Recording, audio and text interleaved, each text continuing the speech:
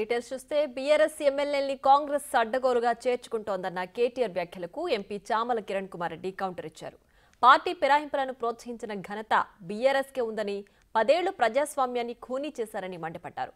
మీపై ద్వేషంతో అన్కండిషనల్ గా కాంగ్రెస్ లో చేరుతున్నారని స్పష్టం చేశారు.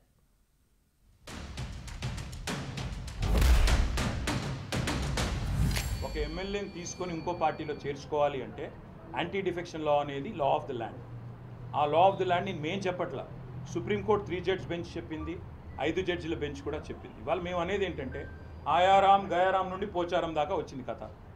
మరి ఇంకా తెలంగాణ ప్రజలు తేల్చాలి ఇప్పుడు. ఎందుకంటే మీరు చేయలేదా అని అడిగారు కృష్ణారావు గారు. నేనేం చెప్పాను ఆయనకి, విలీనానికి పార్టీ ఫిరాయింపుకి తేడా మనం తెలుసుకోవాలి. విలీనం అంటే 3/2 మంది కనుక ఒప్పుకుంటే అది విలీనం, అది చట్టబద్ధం, దానిలో ఎవరేం చేయలేరు. కానీ నేను అనేది ఏంటంటే ఇప్పుడు ఇక్కడ జరుగుతున్నది ఏంటి, 38 మంది ఎమ్మెల్యేలు 7 ఎమ్మెల్యేలు ఎవరి పార్టీకి వారు ఎప్పటికప్పుడు మారారు. అందులో ఒక ఆయన మా పార్టీ టికెట్ మీద ఎమ్మెల్యేగా గెలిచి ఇవాళ ఎంపీగా పోటీ చేశారు కాంగ్రెస్ టికెట్ నుంచి. కాబట్టి ఇంతకంటే ఓపెన్ అండ్ షట్ కేసు ఏమి ఉండదు. తెలంగాణ ముఖ్యమంత్రి గారి మనసులో ఏమున్నా, రాహుల్ గాంధీ గారు ఎన్ని ఆశీర్వాదాలు ఇచ్చినా వాస్తవం ఏంటంటే ఇది చట్టసమ్మతం కాదు, చట్టబద్ధం కాదు, రాజ్యాంగబద్ధం అంతకంటే కాదు. కాబట్టి మేము ఢిల్లీలోనే కొట్లాడతాం. ఏ రాహుల్ గాంధీ గారు అయితే రాజ్యాంగాన్ని పట్టుకొని పోజులు కొడతారో ఆయనకు కూడా రాజ్యాంగం కాపీ పంపించి ఆయన కూడా చెప్తాం, చదువుకోండి బాబు అప్పుడప్పుడు.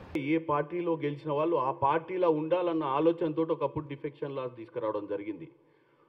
వాటిని టోటల్గా భారతదేశంలో 2014 తర్వాత భారీ ఎత్తున తుంగలోకి దొక్కినటువంటి పార్టీలు అంటే బీజేపీ మరియు బీఆర్ఎస్.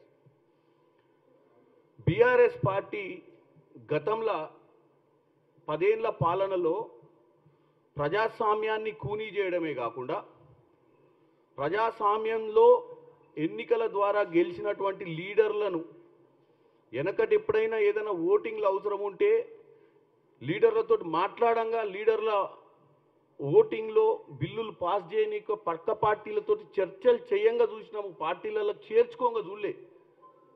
అది తీసుకొచ్చిన సంస్కారము సంస్కృతి మొదలుపెట్టిందే భారతదేశంలో మహానాయకుడు కేసీఆర్ గారు.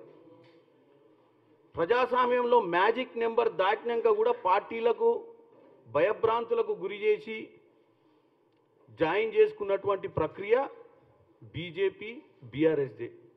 ఈడీ, సిబిఐ, ఇన్కమ్ ట్యాక్స్ లాంటి సంస్థలను వాడుకొని ప్రజలలో గెలిచినటువంటి నాయకులను భయభ్రాంతులకు గురి చేసి పార్టీలోకి జాయిన్ చేసుకునే సంస్కృతి బీజేపీది.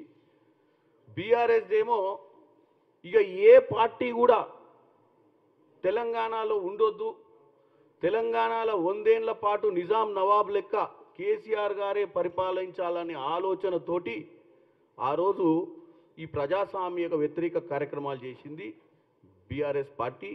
ఈరోజు కేటీఆర్ గారు దయ్యాలు వేదాలు వలికినట్టుగా ఆయన ఢిల్లీలో కూర్చొని ఈ ముచ్చట మాట్లాడటం అనేది వింతగా ఉంది.